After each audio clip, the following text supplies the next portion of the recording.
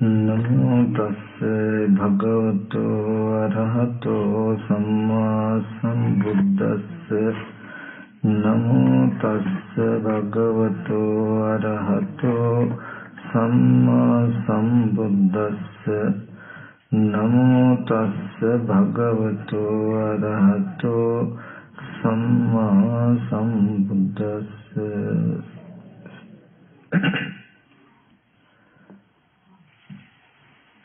अति गौरवनीय महासंघरत्न अवसराई श्रद्धा संपन्न कारुणिक पिंवत्तुनी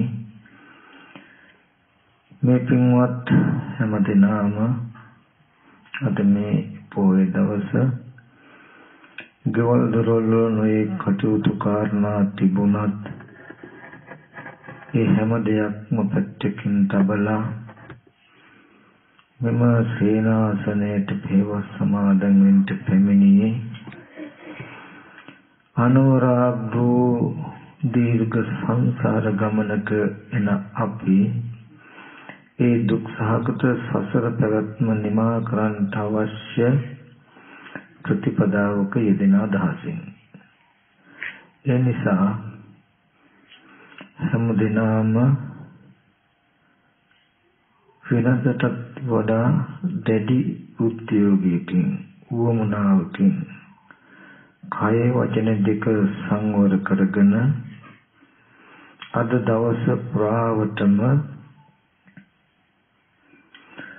තමන්ගේ හිත සංවර කරගන්න හදාගන්න උත්සාහවත් වෙන්නට ඕනේ. පින්වතුනි, අතීතයේදී ලෝතර බුදුරජාණන් වහන්සේලා 100,000 ගණන් ලක්ෂ ගණනක් ගණන් කරන්න බැරි ප්‍රමාණයක් මේ ලෝතලේ පහළ වෙලා තියෙනවා.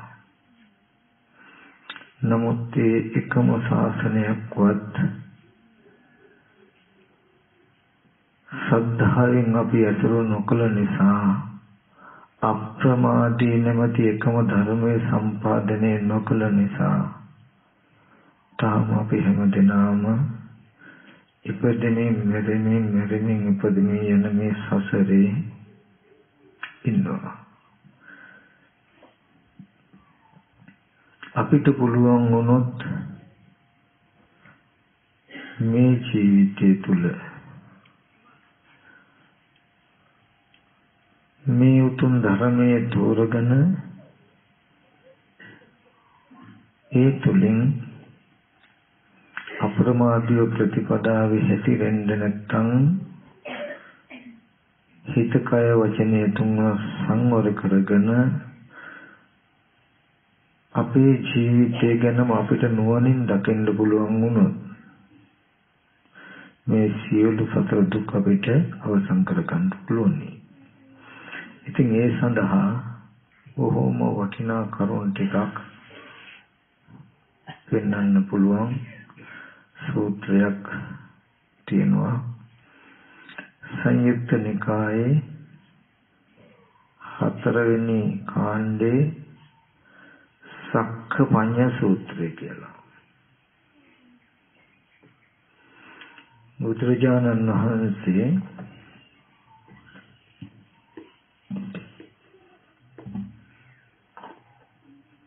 සවැත් නුවර රජගහ නුවර ගිජ්ජකූට පර්වතයේ වාසය කරන කාලේ සක්‍ර දිව්‍ය භාග්‍යවතුන් වහන්සේ ළඟට ඇවිල්ලා වන්දනා කළා. එකත් පසක ඉඳගත්තා. ඉඳගෙන සක්‍ර දිව්‍ය බුදුරජාණන් වහන්සේගෙන් ප්‍රශ්නයක් අහනවා. කෝනුකෝ බන්ති හේතුකෝ පච්චයෝ යේන මිදේකච්චේ සත්තා දිත්තේව ධම්මේ නෝ පරිනිබ්බානಂತಿ කෝපන බන්ති හේතුකෝ පච්චයෝ යේන මිදේකච්චේ සත්තා දිත්තේව ධම්මේ පරිනිබ්බානಂತಿ. ස්වාමීනි භාග්‍යවතුන් වහන්සේ මොකක්ද හේතුව මොකක්ද ප්‍රත්‍ය මෙලෝ යම් කිසි සත්‍යයක් මේ ජීවිතේම පිරිනිවන් පාන්නේ නැත්තම් ඒකට හේතුව ප්‍රත්‍ය මොකක්ද යම් කිසි සත්‍යයක් මේ ජීවිතයේදීම පිරිනිවන් පානවා නම් ඒකට හේතුව ප්‍රත්‍ය මොකක්ද කියලා මෙන්න මෙහෙම බුදුරජාණන් වහන්සේගෙන් ප්‍රශ්නයක් අහුවා. යම් කිසි කෙනෙක් නිවන් නොදකිනවා නම් ඒකට හේතුව මොකක්ද? නිවන් දකිනවා නම් ඒකට හේතුව මොකක්ද කියලා. ඒ වෙලාවේදී භාග්‍යවතුන් වහන්සේ සක්‍රදීයන්ට මේ විදිහට දේශනා කරනවා. සම්තිකෝ දේවා නමින්ද චක්කු විඤ්ඤේ රූපා ඉත්තා කාන්ත මනාපා පිය රූප කාමෝපසංහිත රජනීය සංච වික්ඛු අභිනන්දති අභිවදති අජ්ජෝසාය තිට්ඨති තස්ස තං අභිනන්දතෝ අභිවදතෝ අජ්ජෝසාය තිට්ඨතෝ තං නිසිතං විඥානං හෝති තදුපාදානං සෝපාදානෝ දේවානමින්දෝ වික්ඛුනෝ පරිනිබ්බායති. නොහොඳ කාරණාවක් වෙන්නනෝ. මේ ලෝකේ තියනවලු ඇහැට පෙනෙන ඉදිරි පිටට එන ප්‍රිය වූ මන වඩන සතුටු කරවන්න පුළුවන් රූප. ඉතින් යම් කිසි කෙනෙක් මේ ඇහැට පෙනෙන රූපේ අභිනන්දති සතුටු වෙනවා නම් අභිවදති සතුටු බව ප්‍රකාශ කරනවා නම් අජ්ජෝසාය තිට්ඨති අජ්ජෝසාය කියන බසගෙන ඊට නැඹුරු වෙලා හෝ ඉන්නවා නම් පෙනෙන රූප පැත්තට නැඹුරු වෙලා හෝ ඉන්නවා නම් මොකද වෙන්නේ? එහෙම අභිනන්දනය කරන ඒකේ ගුණ කියන ඊට නැඹුරු වෙලා ඉන්නකොට එයාගේ විඥානය නැත්තම් සිත සම්නිසිතං විඥානං එයාගේ සිත ඒ රූපය අසුරු කරගෙන තියෙන්නේ.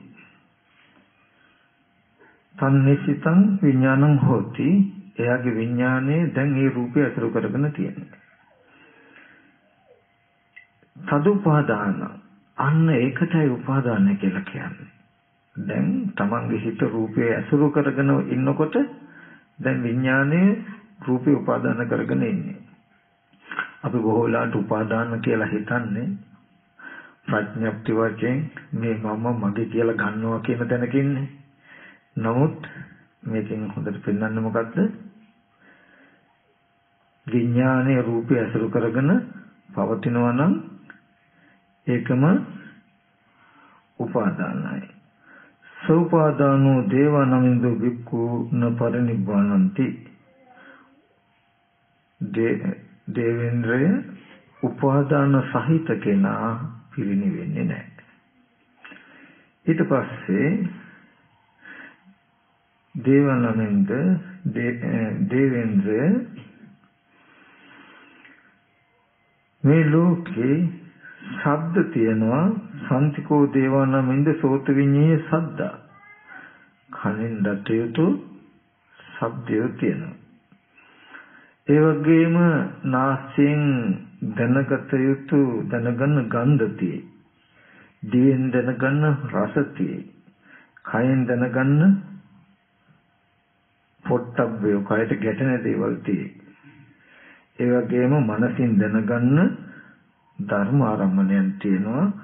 ඉච්ඡාකාන්ත මනාප පිය රූප කාම උපසංහිත රාජනීය. ඉෂ්ට වූ කාන්ත වූ මනාප වූ ප්‍රිය ස්වභාවයෙන් යුක්ත කාමයේ ඇතිකරන්න හිත වූ කෙලෙස් ඇතිකරන්න හිත වූ රූප ශබ්ද ගන්ධ රස පොට්ටබ්බ ධර්මයන්ති. ඉතින් මේ රූප ආරම්භය, ශබ්ද ආරම්භය, ගන්ධ ආරම්භය, රස ආරම්භය, පොට්ටබ්බයන් කයට ගැටෙන දේවල් ආරම්භය, හිතට පහළ වෙන ධර්මාරම්මණයන් ආරම්භය. යම් කිසි කෙනෙක් ඒවක සතුටු වෙනවා නම්, එහෙම නැතිනම් ඒකේ ಗುಣ කියනවා නම්, එහෙම නැතිනම් අජ්ජෝසාය තිට්ඨති, එය අරමුණු කෙරෙහි බැසගෙන පවතිනවා නම්, ඊට නැඹුරු වෙලා පවතිනවා නම්, ඒ අරමුණු කෙරෙහි සතුටු වෙන ಗುಣ කියන බැසගෙන පවතින ඔහුගේ විඥානය ඒ ආරමුණ නිශ්චිත වෙනවා. ආරමුණ ඇසුරු කළා වෙනවා. ඇහැට පෙනෙන රූපයක සතුටු වෙනවා නම් ඒ රූපයන්ගේ ගුණ කියනවා නම් ඒ රූප පැත්තට නැඹුරු වෙලා හෝ පවතිනවා නම් ඒ රූපයේ කෙරෙහි සතුටු වෙන ගුණ කියන ඊට නැඹී පවතින ඔහුගේ විඥානය සිත ඒ රූපය අසුරු කළා වෙනවා. ඒකම උපාදාන සහිතයි. උපාදාන සහිත කෙනා පිරිනිවෙන්නේ. කාණ්ඩ ශබ්දයක් ඇහෙනකොට සද්දේත් අර විදිහටමයි සතුටු වෙනවා නම්, ಗುಣ කියනවා නම්, ඊට නැඹුරු වෙලා පවතිනවා නම් ඔහුගේ විඥානයේ සද්දේ උපාදාන කරගෙන තියෙන්නේ. ඔහුගේ විඥානයේ සද්දය ඇසුරු කරගෙන පවතින්නේ. තන්නිස්සිත විඥාන. ඒ සද්දය හිත ඇසුරු කරගෙන පවතින බවම උපාදානයි. උපාදාන සහිතයි කියලා කියනවා. උපාදාන සහිත කෙනා පිළිවෙන්නේ නැහැ. මේ වගේම ස්පර්ශ ආයතන හය ආරම්භය කුමන ආයතනයක් ආරම්භය හෝ සතුට වෙනවා නම්, ಗುಣ කියනවා නම්, ඊට නැමී පවතිනවා නම් ඒ වෙලාවට එයාගේ විඥානයේ ඒ ආරම්මණය අසුරු කරගෙන පවතිනවා. ඒ සිත ඒ ආයතනයේ ඒ ආරම්මණය අසුරු කරගෙන පවතින කමම උපාදාන සහිතයි කියලා කියනවා. මෙන්න මෙබඳු කෙනා පිරිනිවන් පාන්නේ නැහැ. එතකොට සන්තිචකෝ දේවා නමෙන්ද චක්කු විඤ්ඤය රූපා ඉත්තා කාන්තා මනාපා පිය රූපා කාමෝ සංහිතා රජනීයා තංච වික්ඛු නාබි නන්දති නාබි වදති නාජ්ජෝ සාය තිට්ඨති තස්ස තං අනබිනන්තෝ අනබි වදතෝ අනජ්ජෝ සාය තිට්ඨතෝ න තන්නිසිත විඥාන. යම් කිසි කෙනෙක් පෙනෙන රූපේ සතුටු වෙන්නේ නැත්නම්, ඒකේ ಗುಣ කියන්නේ නැත්නම්, ඊට නැමී පවතින්නේ නැත්නම්, හොඳට මතක තබාගන්න, කෙනෙක් සතුටු නොවෙන්න පුළුවන්, ಗುಣ නොකියන්න පුළුවන්.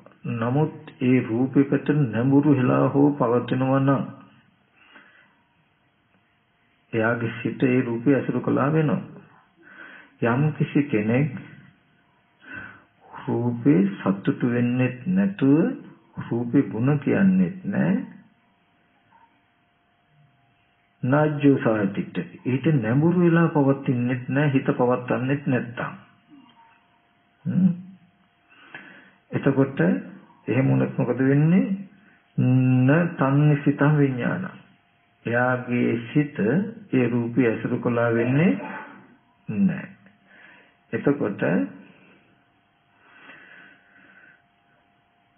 න තන්නිසිත විඥානං හෝති. එයාගේ විඥානේ ඒ අරමුණ අසුරු නොකළ වෙනවා. න තදුපාදාන. ඒ කල්ලි උපාදාන නැහැ. උපාදාන වෙන්නේ නැහැ. අනුපාදානෝ දේවානමින්දු භික්ඛු පරිනිබ්බානಂತಿ. අනුපාදාන කෙනා උපාදාන නොවන කෙනා මේ ජීවිතේම පිරිනිවෙනවා. එතකොට මේ විදිහටම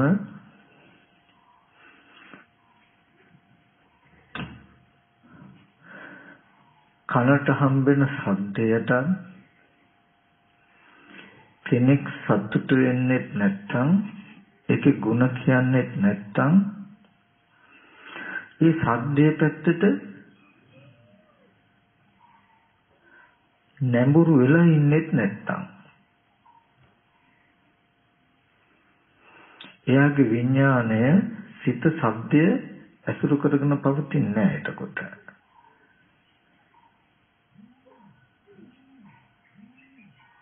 ශබ්දය ඇසුරු කරගෙන පවතින්නේ නැති වුනහම එතකොට ශබ්දයක ඊට නැඹුරු වෙලාවක් නැත්නම් එයාගේ සිත ශබ්දය ඇසුරු කළා වෙන්නේ. විඥානයේ ශබ්දය ඇසුරු නොකරනකොට එයා අනුපදානයි. ඒ කියන්නේ උපාදාන රහිතවයි ඉන්නේ. උපාදාන වෙලා නැහැ. සිත රූපයක් ශබ්දයක් උපාදාන කරගන්නේ නැහැ. අල්ලගෙන නැහැ. උපාදාන වශයෙන් නොගත් කෙනා මේ ජීවිතයෙන් පිරිනමනවා. ඒ විදිහට මේ ස්පර්ශ ආයතන හයේම කිසිම අරමුණක් ආරම්භය එයා සතුට වෙන ගතියකුත් හිතේ නැතිනම් යම් කිසි කෙනෙක් ඒ අරමුණු වල ಗುಣ කියන්නේත් නැතිනම් ඒ විතරක් නෙමෙයි ඒ අරමුණු පැත්තට හිත නැඹුරු කළත් නැත්තම් එයාගේ විඥාණය රූප ශබ්ද ගන්ධ රස පොට්ටබ්බ ධම්ම කියන ආයතන හයම ඇසුරු නොකළ වෙනවා. ඇසුරු නොකළ වෙනවා. එකල්ලි නෝපාදානං එයා කිසිම ආයතනයක් උපාදාන වශයෙන් අරගෙන නැහැ කල්හි.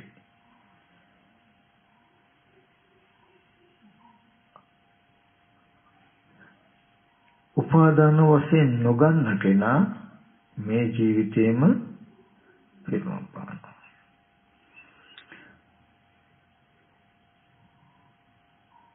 අපි කලින් මතක් කළා මතකද දර කෑලි දෙකක් එකට අතුල්ලනකොට හටගන්න ගින්න ඒ දර කෑලි දෙකම අල්ලගත්තොත් දර කෑල්ල යම් තාක් ඇද්ද ඒක ගින්න නිවෙන්නේ නැහැ කියලා කිව්වනේ අපි නේද? එතකොට උපාදානයි කියන්නේ ඒ අදහසින්. ගින්නට දර උපාදානයි. ගින්න දර ටික අල්ලගෙන තියෙන්නේ. දර ගින්න උපාදාන සහිතයි කියනවා. මොකක්ද උපාදාන කරගෙන තියෙන්නේ? ගින්න දර ටික. ඒ ගිනි දැල්ල වගේ දකින්ද තමන්ගේ සිත ඒ ගිනි දැල්ල දර කැලි දෙක අල්ලගෙන ඉන්නවා වගේ තමන්ගේ සිත තමන්ගෙන් පරිබාහිර පවතින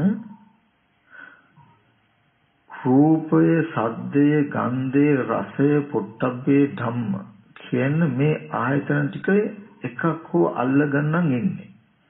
හැම වෙලාවෙම එකයි තමයි අහුවෙන්නේ, හයම අහුවෙන්නේ නැහැ. එතකොට ඒ හිත උපාදාන සහිතයි දැන්. ඒකට මේ මම මගේ කියලා තණ්හාවෙන් ගන්නවා කියලා විවහාර වුන්නේ. ඒකමයි තණ්හාව. ඒ කියන්නේ රූපේ අත නොහැර පවතින කවම, රූපය අල්ලගෙන ඉන්න කවම, සද්දේ අත නොහැර අල්ලගෙන ඉන්න කවම. ඒ කියන්නේ හිත මේ රූප, සද්ද, ගන්ධ කියන අරමුණු ඇසුරු කරන බවම ගත්තම දැන් හිත උපාදාන සහිතයි. බලන්න උපාදාන කියන වචනේ තථාගතයන් වහන්සේ පෙන්වන හැටි මහණෙනි ගින්නට දර උපාදානයි. එතකොට එතන මේ ප්‍රඥප්තියක් වෙන්නව නෙමෙයි. කිනිදැල්ල අල්ලගෙන ඉන්නවා කියන එකෙන්. ඒ දර කෑල්ල ඇසුරු කරගෙන පවතින තාක් ගිනිදැල්ල නිවෙන්නේ යම් වෙලාවක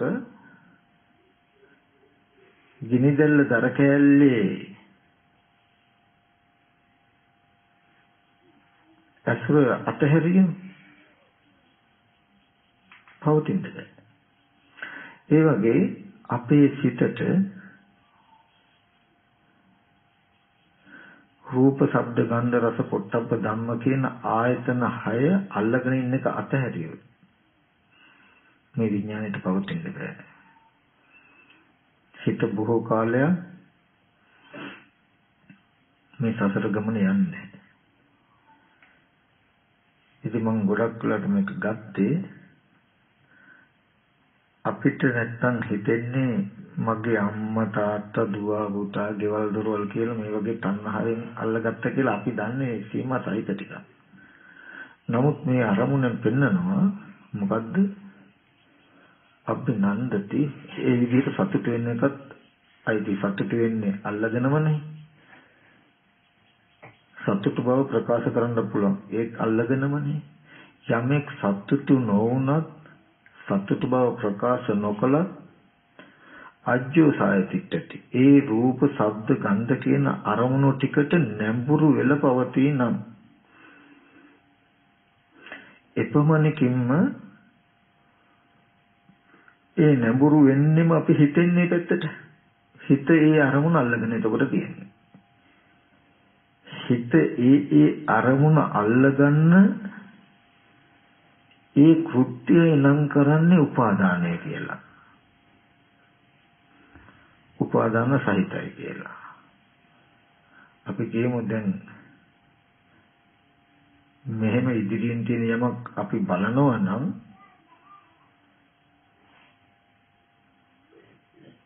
ඒ ඉදිරියෙන් තියෙන දේ බලනවා කියන සිද්ධියේදී අපේ හිත කෙලින්ම ඒ රූපය අල්ලගෙන තියෙන්නේ. නඹුරු වෙලා තියෙන්නේ. හිත ඒ රූපය අල්ලගෙන පවතින කමටම කියන උපාදාන සහිතයි කියලා. ඒ බඳු කෙනා පිරිනිවෙන්නේ නැහැ. එතකොට අනබි නන්දති අනබි වදති අනජ්ජෝ සාය තිට්ඨති. සතුටු වෙන්නේ නැත්තම් පෙනෙන රූපේ සතුටු බව ප්‍රකාශ කරන්නේ නැත්තම් ඊට බැසගෙනත් නොහිටියොත් රූපේ පැත්තට නැඹුරු වෙලා හෝ නොහිටියොත් අන්න එතකොට විඥානයේ රූපය ඇසුරු කරන්නේ නැහැ. නතන්නේ සිතං විඥානං. ඒකල්ලි විඥානයේ ඒ රූපයේ ඇසුරු කරගෙන නැහැ. විඥානයේ රූපය ඇසුරු නොකළා නම් එතකොට උපාදාන නැහැ. එතකොට උපාදාන වශයෙන් නොගන්න කෙනා මේ ජීවිතයෙන් පිරුණා. හරි දැන් ඕකෙදී අභිනන්දති අභිවදති අජ්ජෝසාය චිත්තති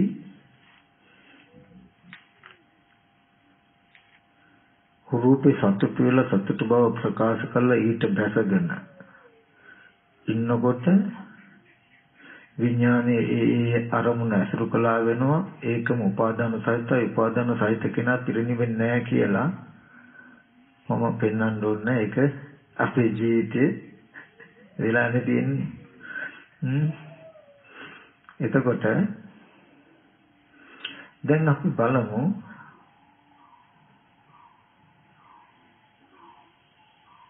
මේ ආයතන ටික විඥානයේ ඇසුරු නොකරන්න නම් එතකොට උපාදාන වශයෙන් නොගන්න නම් දැන් උපාදානය කියලා දෙකක් දකින්න එපා. උපාදානයේ විඥානයේ අරමුණ ඇසුරු කරගෙන පවතිනවයි කියලා දෙකක් දකින්න එපා. එකම අදහසට වචන දෙකක්. ඇයි බුදුරජාණන් වහන්සේ පෙන්වුවා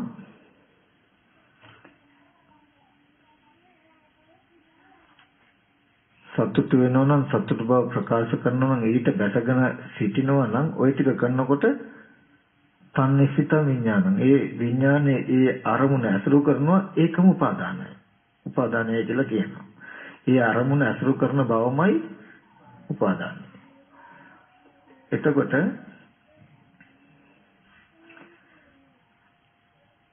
අපි කොහොමද මේ ආයතන ටික උපාදාන වශයෙන් නොගෙන ඉන්නේ කියලා පොඩ්ඩක් බලමු. උපාදාන වශයෙන් නොගෙන ඉන්නනම් මේ පෙනෙන රූපේ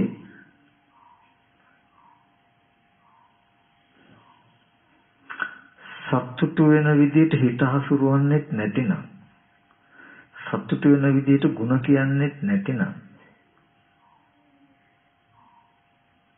ඒ වගේම පෙනෙන රූපෙට නැඹුරු වෙලා දැසගෙන ඉන්නෙත් නැත්තම් එතරයි කරන්න ඕනේ. ඒකේ ප්‍රතිඵලය තමයි ඉබේමයි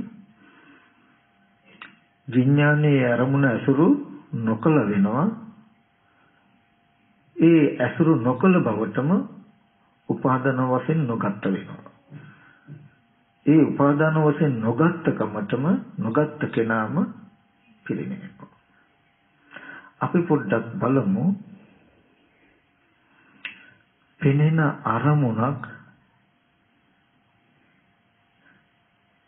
පෙනෙන රූපේ ඇහෙන ශබ්දේ විඥානීය නිශ්චිත වෙන්න නොදී ඒ අරමුණ තමන්ගේ සිතේ ඒ අරමුණු එක්ක නිශ්චිත වෙන්න නොදෙන්නේ කොහොමද කියලා.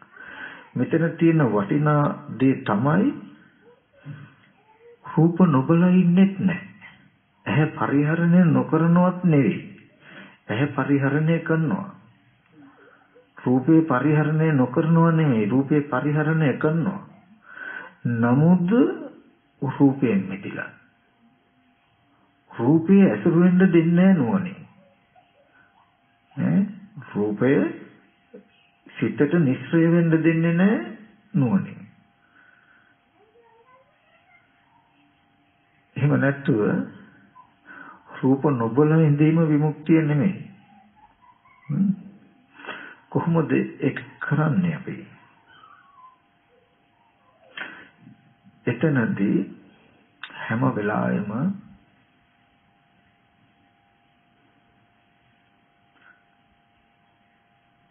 අපිට බුදුරජාණන් වහන්සේ දේශනා කළ ධර්මයට නුවණ තියෙන්න ඕනේ. උනෝකට බුදුරජාණන් වහන්සේ දේශනා කළේ යෝචේ වසතං ජීවි අපස්සං උද්‍යව්‍යං ඒකාහං ජීවිතං සිජු පසතු උද්‍යව්‍යං.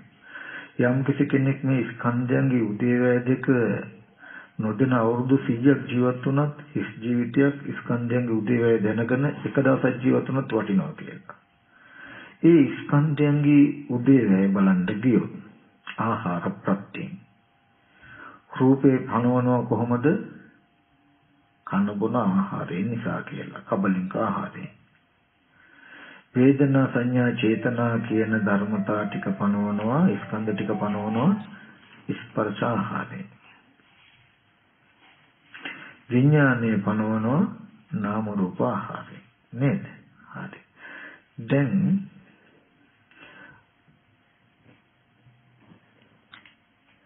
එහෙන් දතේතු රූප තියෙන ස්තු කාන්තු මනාපු ප්‍රිය වූ කාමයේ ඇති කරන් හිතේසි වූ රූපති.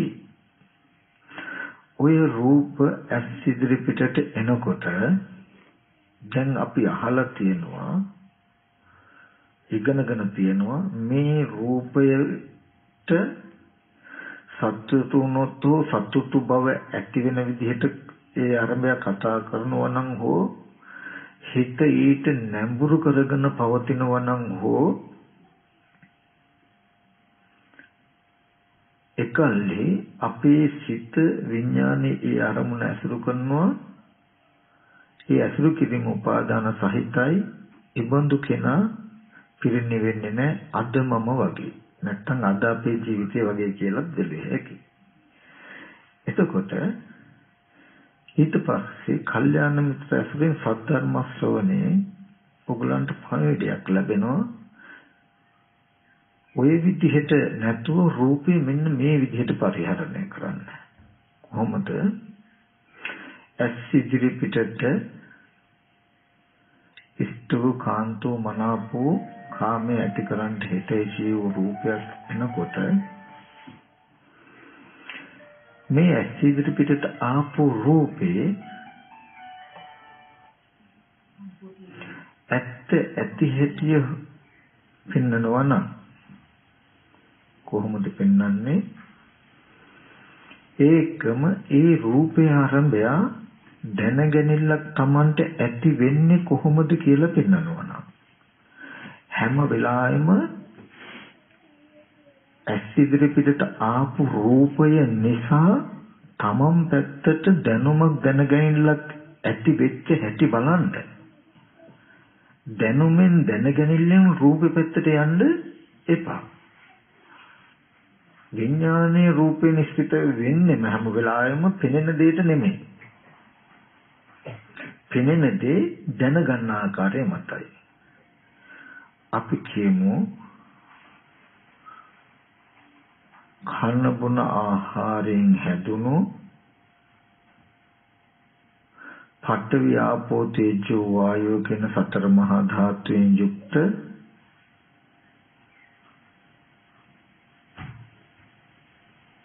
තව පැත්තකින් ගත්තොත් කුණප කොටස් 32කින් යුක්ත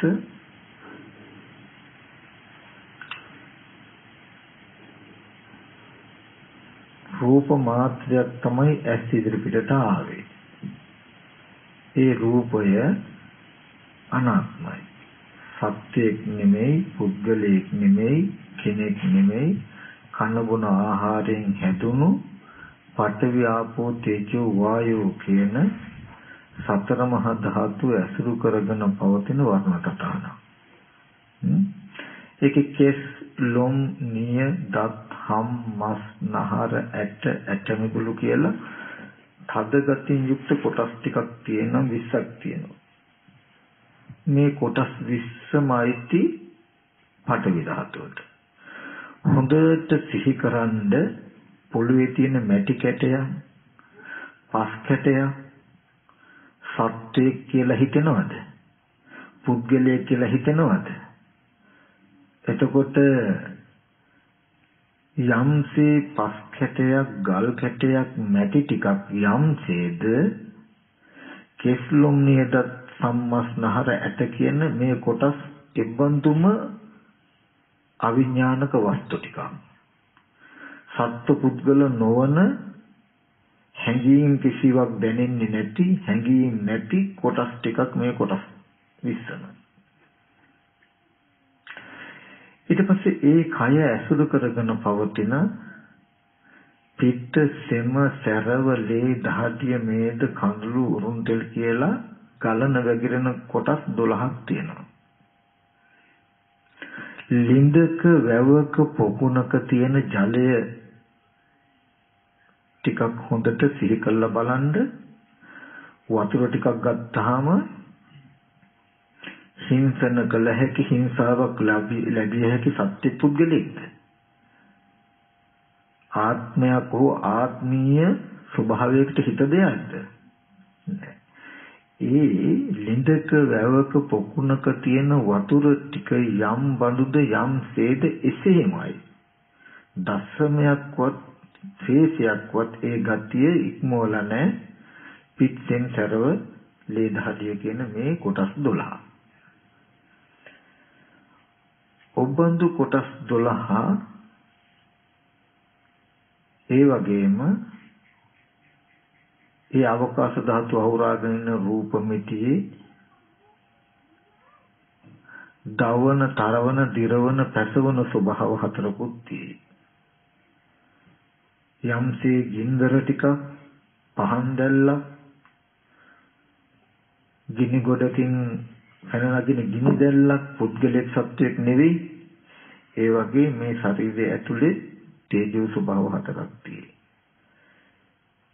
ඒ වගේම මේ රූප මිටිය ඇතුලේ වායෝ කොටස් 6ක් තියෙනවා. බාහිර ගස්වැල් පෙරළමින් හමන ඔය මෝදක් අයිනට කන්දක් උඩට ගියාම ඇඟේ හැපෙන හුළඟ ගන්න. හුළඟ සත්‍යයක් පුද්ගලයෙක් කෙනෙක් කියලා හිතනවද අපිට? නෑ. මේ අවකාශ ධාතු අහුරාගෙන රාශි වෙලා තියෙන මේ රූප මිටිය භෞතික පැවැත්ම පඨවි ආපෝ තේජෝ වායෝ. ඔය ටික සත්‍යයක් හෝ පුද්ගලයෙක් හෝ ආත්මයක් හෝ ආත්මනීය දෙයක්වත් ඔය තුල නැහැ. ඔන්න එබඳු වූ තැනක තියෙන රූප සටහනක් තමයි අපිට හම්බ වෙන්නේ. මේ පෙනෙන වර්ණ සටහනෙන් අපිට පණිවිඩයක් දෙනවා. මොකද්ද? අවකාශ ධාතුව අවුරාගෙන සතර මහා ධාතුව මේ විදිහටයි දැන් රාශි වෙලා තියෙන්නේ කියන පණිවිඩය මේ වර්ණ සටහනෙන් දෙන්නේ. මේ වර්ණ සටහන හම්බ වෙන්නේ මහ භූත ටික නැතුව මහ භූත ටික දැන් අවකාශ ධාතුව තුල රාශි වෙලා තියෙන මේ හැඩයටයි කියන පණිවිඩය විතරයි දෙන්නේ මේ වර්ණ සටහනේ. ඔන්න ඔබඳු වර්ණ සටහනක් තමයි ඔය ඇස් ඉදිරි පිටට ආපු අත්තිදික්කවේ රූපා ඉත්තා කන්තා මනාපා කියලා කියපු රූපේ. ඒ රූපය පෙනෙන රූපය පතිත වෙලා තියෙන භෞතික ස්වභාවය තමයි මම මතක් කළේ. ඒ බඳු සතර මහා ධාතු ඇසුරු කරගෙන පවතින වර්ණ සටහනක් ඇස් ඉදිරි පිටට ආවහම වර්ණ සටහනෙන් දෙන පණිවිඩය මොකද්ද? සතර මහා ධාතු අවකාශ ධාතු අවරාගම් රාශි වෙලා තියෙන්නේ මේ හැඩයටයි කියන පණිවිඩය කියනවා. ඒ රූපය ඇස් ඉදිරි පිටට ආවහම අපි කෙනා මෙන්න මේ ටික කරනවා. තමන්ගේ හිත පැත්තෙන්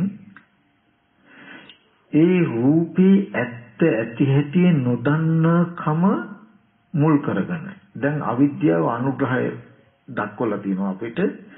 රූපේ ඇත්ත ඇති හැටි පවතින ස්වභාවය දන්නේ කවුරුත් කියලා දුන්නෙත් නෑ මේට පෙර.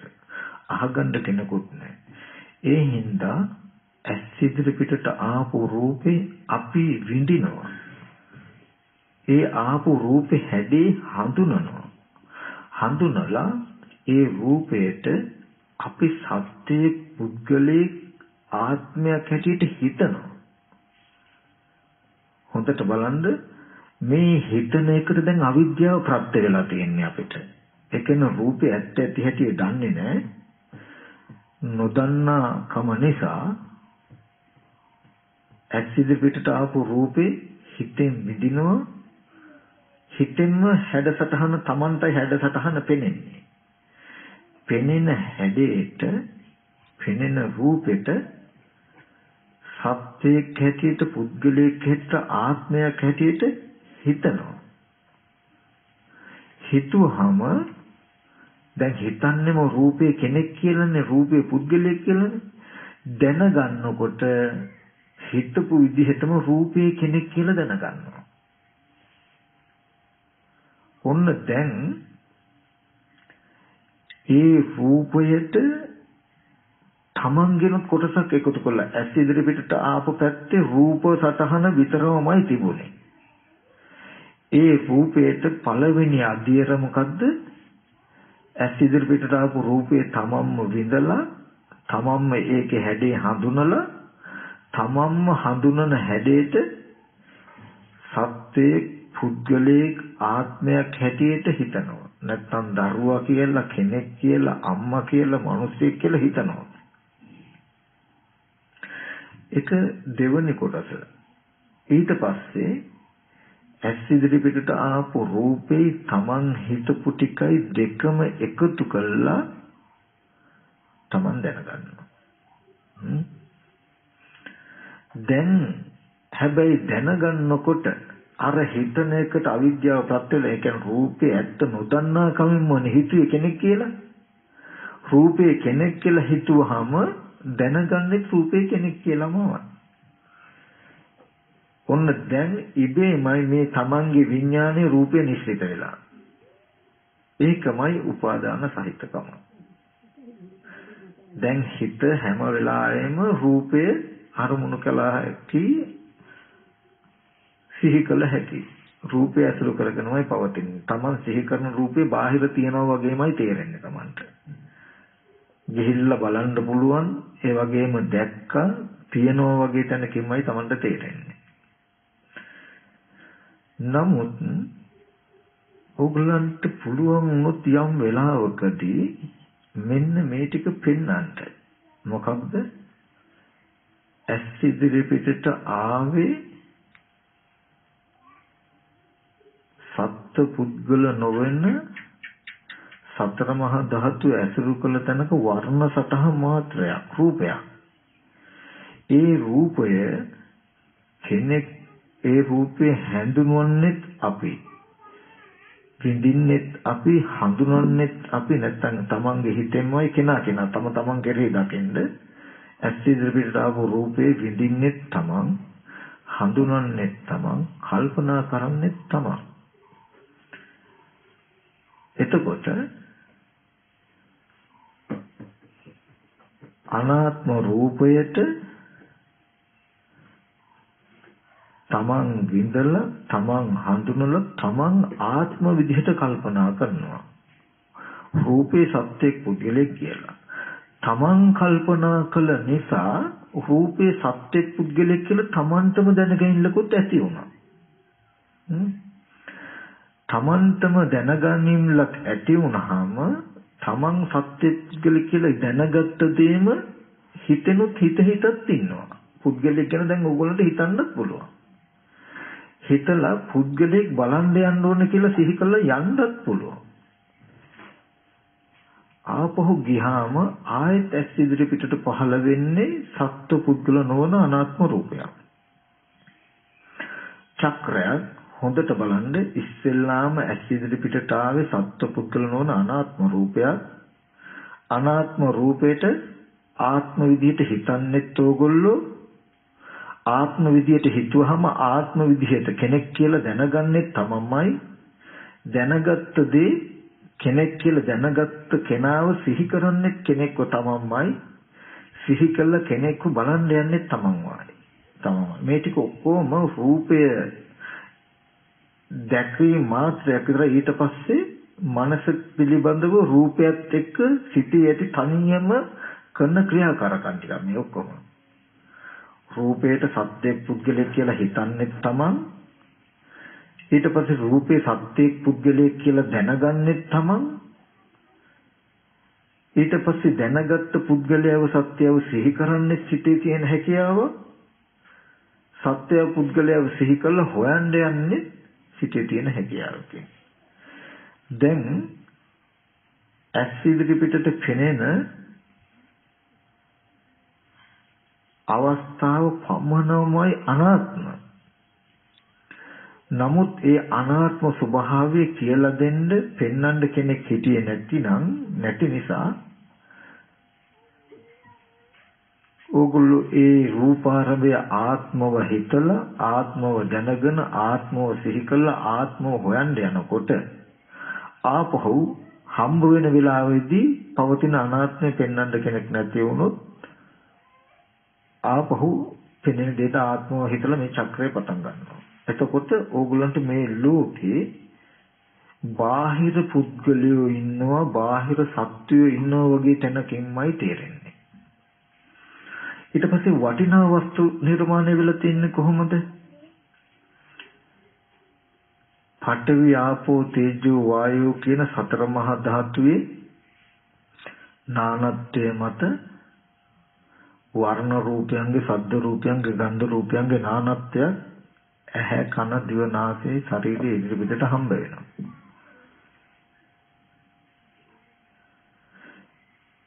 අර ආත්ම කරගත්ත වගේ රූප ඒ සතර මහා ධාතු ඇසුරු කළ වර්ණ සතහනක් හම්බ වෙනකොට ඒකේ ශුන්‍යතාවය අපනහිත ස්වභාවය ප්‍රාර්ථනා වශයෙන් ගන්න කිසිවක් නැති ස්වභාවය කියලා දෙන්න කවුරුවත් නැහැ. ඒ හින්දා ඔයගොල්ලෝ මොකද කරන්නේ? ඒ වස්තුව දිහා ඇස් යොමු කරගෙන පෙනෙන දෙයට හිතනවා. පෙනෙන දේ ඇත්ත ඇති හැටි නොදන්නාකම කියන අවිද්‍යාව ප්‍රත්‍ය කරගෙන මේ හිතන කමට. මේ රත්තරන් නේද? මේ රත්තරන් මෙච්චර වටිනවා. මේව ගත්තොත් මෙච්චර වැඩක් කළ හැකි කියලා ඕගොල්ලෝ පේන දෙයට වටිනාකමක් ඇති වෙන විදියට හිතුවාම විඥානයේ දැනගන්නේ අර පෙනෙන වස්තුව මෙච්චරක් වටිනවා කියලා. ඒ පෙනෙන දේ ඇත්ත ඇති හැටි නොදන්නාකම නිසා පෙනෙන දෙයට අවිද්‍යාව ප්‍රතිවීමෙන් ඒ කියන්නේ පෙනෙන දේ ඇත්ත ඇති හැටි දන්නේ පෙනෙන දෙයට හිතනකොට මේ හිතන එක අවිද්‍යාවේ ඇසුර ලබලා තියෙනවා. ඒ කියන්නේ රූපේ විරිසිඳ නොදන්නා කමින්මයි දැන් හිතන්නේ. එයා දන්නේ මම හිතන එකම මට කර්ම වෙනව නේද කියලා. Taman හිතන දේම Tamanට සාපයක් වෙනව නේද කියලා අපි දන්නේ. මෙච්චර වටිනාකමට හිතුවොත් මෙච්චර වටිනා මේ වස්තුව මෙච්චර වටිනා විදිහටයි මගේ හිත දැනගන්නේ. එච්චර බර විදිහට යම් විදිහකටද වටිනාකම වැඩි වෙන්නේ ඒ විදිහටයි දැනගැනිල්ල ඒ විදිහටයි ඒකේ බැඳීම. සංයෝජනය කියලා කියන්නේ Taman හදාගන්න එක. ඉඩමක් උනත් ගත්තාම ඒ ඉඩමේ වටිනාකම වැඩි ධර්මයට ලියුවාම තක්සේරු වැඩිකමට ලියුවාම වටිනාකම වැඩිනේ නේද? ඒ වගේ රුපියල් ලක්ෂයකට විතර ඉඩම විකුත් ඔන්න එක වටිනවා. තක්සේරු කළොත් ඊටත් වඩා ඉඩම වටිනවා වෙනවා ලක්ෂ 5කට විතර තක්සේරු කළොත්. ඒ වගේ පෙනෙන රූපේ ඔබ තක්සේරු කරන්නේ යම් පමණකටද එපමණකටම වටිනවා වෙනවා. එතකොට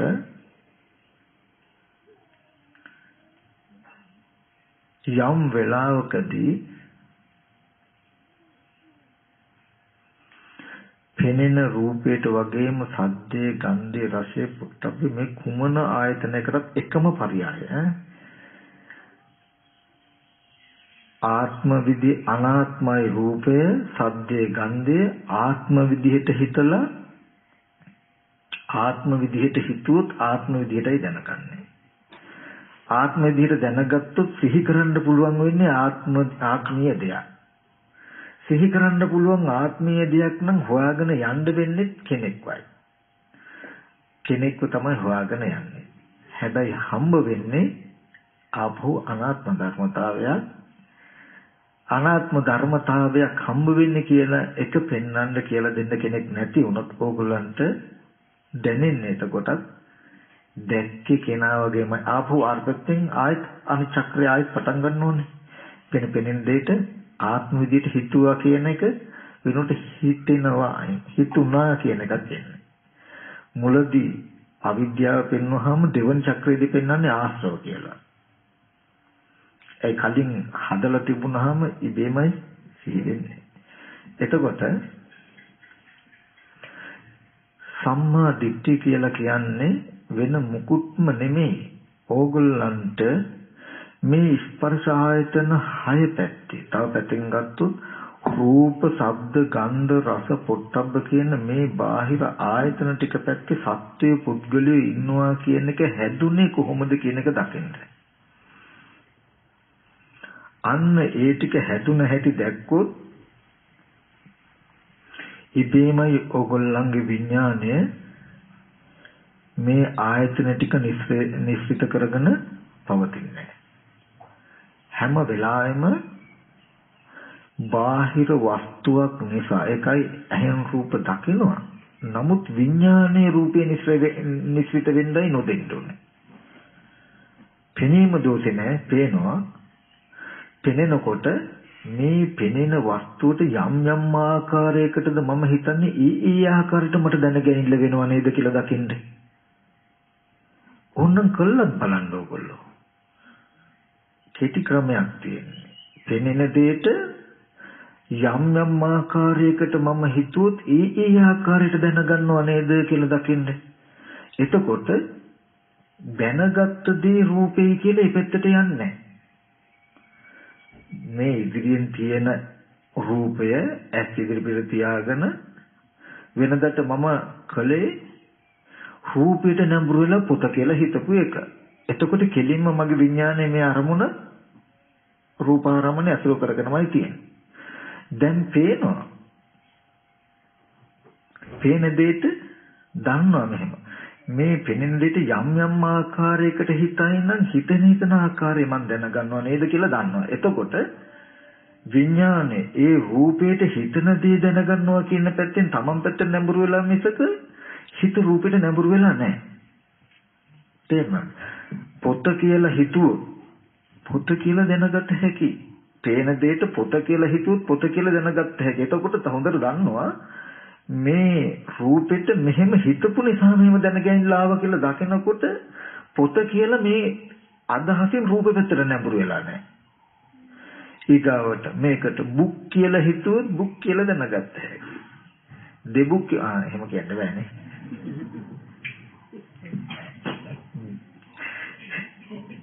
එතකොට ඕන විදිහකට මේ පොත වටිනව නේද කියලා හිතුවොත් වටිනවා කියලා දැනගන්න පුළුවන්.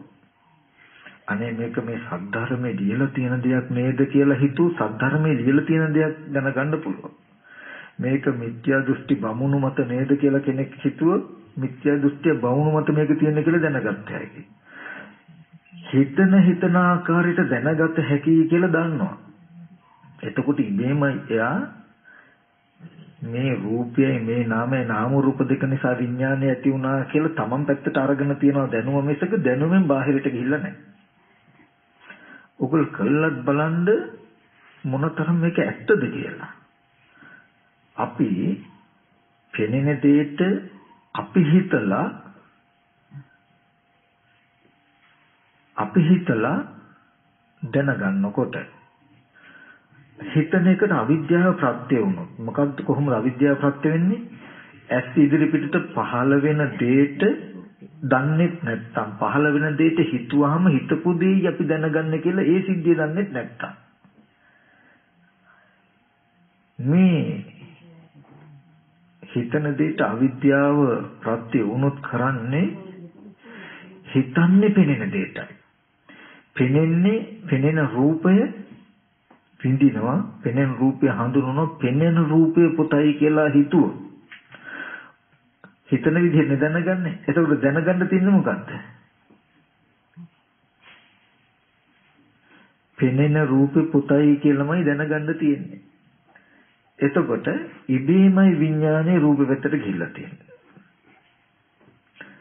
රූපේ හිත දැන් මෙහෙම කෙලින්ම බලනකොට මම රූපය පෙනෙන්නේ පුතයි කියලා කෙලින්ම බලනකොට අජ්ජෝසාය තිට්ඨති. දැසගෙන පවතින රූපෙ පැත්තට දැසගෙන පවතුනොත් මොකද වෙන්නේ? තන් නිශ්චිත විඥාන. දැන් මේ සිත මේ රූපාරම්මණය අතුරු කළා. ඒකම සෝපාදාන උපාදාන සහිතයි. ඒ බඳු කෙනා පිරිනිවෙන්නේ නැහැ. පිරිනිවෙන්න කෙටි ක්‍රමයක් මොකක්ද? අලුත් කෙටි ක්‍රමනේ හොයන්නේ. හොඳම කෙටි ක්‍රමයක් මේක. ඇත්තටම කෙනෙකුට කරන්න පුළුවන් නම් මොකද්ද? තමන්ට පරිශන කරන්න පුළුවන්. ඕනම කෙනෙකුට සත්‍ය කියන්නේ භාෂාවකින් පදයකින් වෙනස් කරන්න පුළුවන් වෙනස් වෙන වචනයකට සීමා වෙච්ච ඇත්තක් නෙමෙයි. වචන ඇතත් නැතත් ඇත්ත ඇත්තමයි. රූපේ කනබොන ආහාරයෙන් හැදෙන්නේ කියලා කිව්වොත් ඒක ආගම් පක්ෂ පන්ති කුල ભેදයෙන් තොරව කාටත් ඇත්තක්. කිසිම ආගමක ජාතිය කෙනෙකුට නැහැ කියන්න බෑ. සත්‍යය බඳුයි. යම් කිසි කෙනෙක් වචනයකින් ඇත්ත පෙන්වන්න ගියොත් වචනක ඇත්ත පෙන්වන්න ගියොත් ඒ ඇත්ත ඒ වචනය අයිති ඒ වචනය පරිහරණය කරන කණ්ඩායමට විතරයි ඒක ඇත්ත වෙන්නේ. සත්‍ය කියන එක වචනේ උදව් කරගෙන දැක්වියුත්තක් මිසක වචනකින් පෙන්වන්න පුළුවන් එකක් නෙමෙයි. ඒ වගේ ඒකෙන් කෙනෙකුට තමන්ටම පුළුවන් නම් ඕනම කෙනෙකුට පෙන්වන්න පුළුවන් මොකද්ද? පෙනෙන දේ ආරම්භය යම් යම් ආකාරයකට හිතයිද හිතන ආකාරයට දැනගන්නවා නම් දැනගන්නව නේද කියලා දැනගන්න. එපමණකින්ම තමන් රූපයෙන් මිදෙලා. සද්දයක් ඇති වුණොත් මේ සද්දය ආරම්භය යම් යම් විදිහට හිතයිද හිතන විදිහට තමන් දැනගන්නවා කියලා දැක්කොත් සද්දය දැනගන්නවා කියන කමෙන් මිදෙනවා. මේ වගේ ස්පර්ශ ආයතන හයෙන්ම එන රූප, ශබ්ද, ගන්ධ, රස, පොට්ටබ්බ ධම්ම කියන මේ අරමුණු හය ආරම්භය තමන් දන්නව කොහොමද?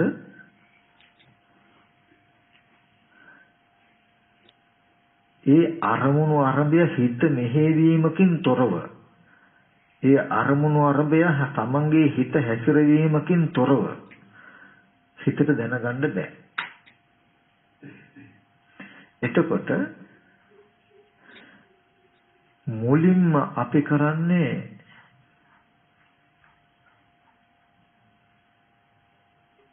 කර්ම නොවන මට්ටමේ සිතකින් අර රූපේ හැසිරෙන එක.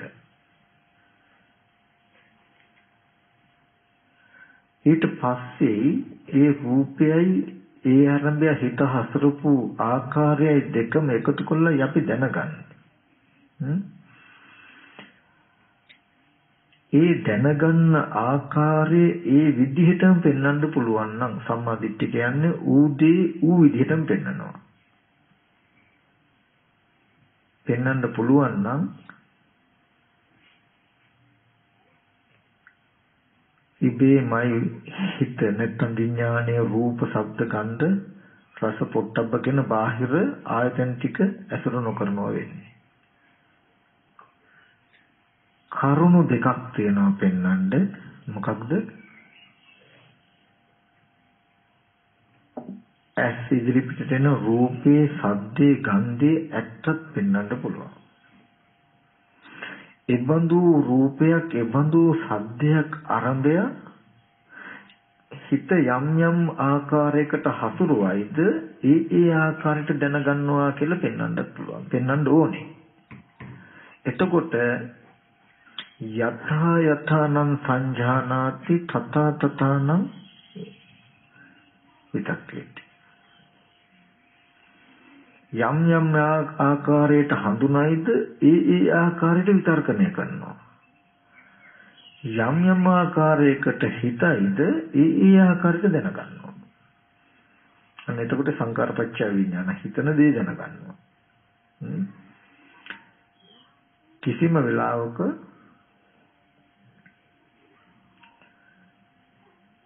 මේ රූපේ නිසා දැනගැනිල්ලක් හැදෙන්නේ නැහැ. ඔගොල්ලෝ දන්නේ ඇති අභිධර්මය කියන්නේ ඒවා ඉගෙන ගන්න එකත් වටිනවා කියන්නේ කිසි කලක කිසිම දවසක හිතට රූපයක් ගැටෙන්නේ නැහැ. හිතේ රූපයක් යෙදෙන්නේ නැහැ. හිතට ඍජුව රූප හම්බ වෙන්නේ නැහැ. රූප, ශබ්ද, ගන්ධ කියලා කුමන ආකාරයක රූපයක්වත් රූප ගැටෙනකොට ඒ අසුරු කරගෙන පවතින සිතේ ඇති වෙන ගති ටිකක් තමයි ඊගාව සිතෙන් දැනගන්නේ. ඒ නිසා ඒක එච්චර ගැඹුරට යන්න ඕනේ. දැන් ඕගලන්ට තේරෙන්න ඕන එකක්, යම් කිසි කෙනෙක් හිතන දෙයට රූපේ ඇත්ත නොදැකීම ප්‍රත්‍ය කරගෙන රූපේටයි මේ හිතන්නේ කියන අදහසින් සිතීම් කිරීම කළොත් ඊට පස්සේ දැනගන්නේ ඒ හිතපු කියපු කරපු දේ රූපෙට අයිති විදිහටයි. ඇස් ඉදිරියට පහළ වෙන රූපේට යමක් හිතනකොට රූපයේ පිරිසිඳ නොදන්නාකම ප්‍රත්‍ය වෙලා තිබුණොත් ඒ හිතන කමට හේතු වෙලා තිබුණොත් හිතට කමට ඕගොල්ලෝ හිතන්නේ ඒ රූපේ කෙනෙක් පුද්ගලයෙක් සත්වයක් මිනිසෙක් හැටියට නම් ඒ නිර්මාණය වෙන විඥානීය අධ්‍යක්ෂින් වෙන්නේ රූපේ කෙනෙක් පුද්ගලෙක් සත්වයක් කියන එකයි. මොකද රූපේ කෙනෙක් කියලා හිතුවේ ඒ හින්දා රූපේ කෙනෙක් කියලායි දැනගන්නේ. රූපේ කෙනෙක් නොවන විදිහට හිතුවොත් රූපේ කෙනෙක් නොවන විදිහටයි දැනගන්නේ. එතකොට අරක ආත්මයි මේක අනාත්මයි. අනාත්ම වුණොත් තාම විඥානයේ ආරම්භය නිස්සිත කරගෙන තියෙනවා එතකොට. ඒ අනාත්ම හිතනවා කියන තැනකිනුත් රූපෙටනේ හිතන්නේ. නමුත් ඒකෙන් රළු මට්ටමේ කෙලෙස් අඩු වෙනවා. යම් වෙලාවක රූපේ විඥානයේ අසුරු වෙන්නම නොදුන්නොත් එතකොට ස්කන්ධින්ගේ උදේවැය තමයි පෙන්වන්නේ. නාම රූප පත්‍ය විඥානං කියලා පෙන්වන්න පුළුවන් නම් මේ නාමයි මේ රූපයයි දෙකින්ද දැනගත්තා කියලා දැනගෙනILLක් යම් වෙලාවක ඇති වෙනවනම් නාම රූප පත්‍ය විඥානං කියලා පෙන්වන්න පුළුවන් නම් දැනගන්න එකට කෙලින්ම ඍජුව රූපය හම්බ වෙන එක අතාරවනවා. විඥාණයට රූපය, විඥාණයට සද්දේ, විඥාණයට ගන්ධය, විඥාණයට රසය, විඥාණයට ස්පර්ශය ඇසුරු වෙන්න තියෙන අවස්ථාව අතහැරවනවා මේ ස්කන්ධයන්ගේ උදේවැය බැලීමෙන්. විඥානයේ උදේවැය බැලුවොත් නාම රූපච්ඡය විඥාන කියලා නාම රූප දෙක නිරුද්ධ වෙනකොට මේ විඥාන නිරුද්ධ වෙනවා. මේ නාම රූප දෙක අතහැරෙනකොට දැනගැනිලා අතහැරෙනව නේද කියලා බලන්න පුළුවන් නම් දැනගැනිල්ලේ අද්දකීම නාම රූප දෙකට අයිති වෙන්නේ නැහැ එතකොට.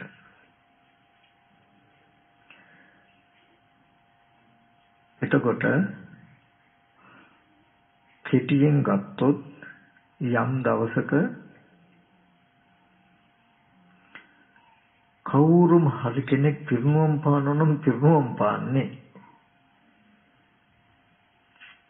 පැත්තකට වෙලා ඉන්නකොටත් බාහිර රූප, ශබ්ද, ගන්ධ, රස, පොට්ටබ්බ කියන ඒ අරමුණු හිතෙන් උපාදාන කර නොගත්ත මනසක් හැදෙනවා නම් ඒ මනස හැදෙන්නේ ආයතන පරිහරණය කරන වෙලාවේදී. ආයතන පරිහරණය කරන වෙලාවේදී හිතට ඒ ආයතනය ඇසුරු වෙන්නේ නැති විදිහට දර්ශනය පෙන්වුවොත් ඉවරයි. ඇහැට පෙනෙන වෙලාවේදී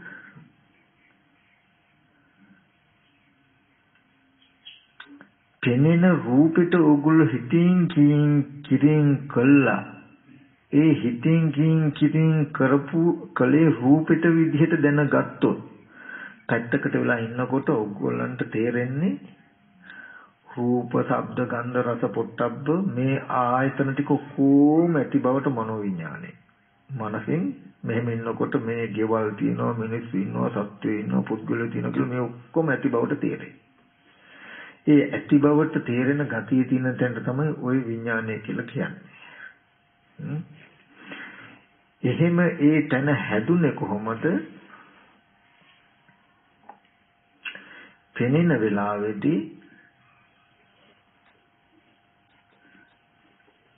රූපාරම්මණය පැත්තට නැඹුරු වෙන විදිහට හිතලා රූපාරම්මණය පැත්තට නැඹුරු වෙන විදිහට දැනගත්ත එකේ දෝෂෙට.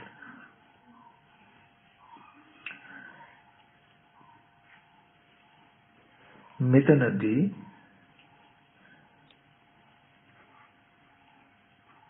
ඇහැට පෙනෙන කනට ඇහෙන රූපේ ඇති ශුන්‍යතාවයේ අනාත්ම ස්වභාවය පෙන්වන්නත් පුළුවන්. ඒකම ඉබඳු රූපාරම්භය යම් ආකාරයකට හිතුවොත් ඒ ආකාරයකට දැනගත්ත නේද කියලා. එතකොට දැනගැනිල්ලට ආසන්නම කාරණාව මොකද්ද? රූපයේ ආරම්භය, සද්දයේ ආරම්භය හිතපු ආකාරයයි. හිතුවේ රූපේ ඇත්ත ඇති හැටි නොදන්නා කමට. ඔන්න ඔය ටික පෙන්වන්න පුළුවන් නම් ඔය දෙපොලෙන් කුමන හෝ එකක් කරන්න පුළුවන් නම් මේ ප්‍රශ්නේ විසඳ ගන්න පුළුවන්. එක්ක ඇහැට පෙනෙන රූප පැත්ත ඇත්ත හිතනවා. ඇත්ත හිතන්න රූපය ආරම්භය දැනගන්න එකේ වටිනාකම අඩු වෙනවා. ඒක උපකාරයක්. ඒක මගක් මොකටද? නිවනට. ඒකේ රූපේ උපාදාන වශයෙන් නොගන්න. රූපේට අපි හිතන විදිහටයි දැනගන්නේ කියන දර්ශනය දකින්න ඒක උපකාරයක්. රූපී අනාත්ම විදිහට හිතන්න බර අඩු වුනහම රූපෙට නැඹුරු වෙච්ච ගතිය අඩු වුනහම රූපය ආරම්භය හිත හසුරුවන ආකාරය ප්‍රකටයි අපිට. කෙනෙකුට ඒක අපහසු නම් හිත පැත්තෙම ගත්ත හැකි ස්කන්ධෙන් උදේ වෑයම ඒක කෙනාට මං කිය පරිශ්‍රණය කරලා බලන්න පුළුවන්. රූපයට යම් ආකාරයකට හිතන්නේ ඒ ආකාර දැනගන්නවා. දැන් කෙනෙක් ආවොත් අර මනුස්සයා නිකන් එන විදියට හොරෙක් වගේ නේද කියලා හිතනවා කියන්නේ. එතකොට ඒ ඉන්නේ හොරෙක් වගේ කියලාම තමයි දැනගන්නේ. නෑ මේ මනුස්සයා නම් කවුද බොහොම හොඳ මනුස්සයෙක් වගේ කියලා හිතුවොත් හොඳ මනුස්සයෙක් වගේ තමයි දැනගන්නේ. නෑ මේ මනුස්සයා නිකන් කපටි කෙනෙක් වගේ නේද කියලා තමන් හිතුවොත් ඒ රූපේ දැනගන්න කොහොමද කපටි කෙනෙක් වගේ.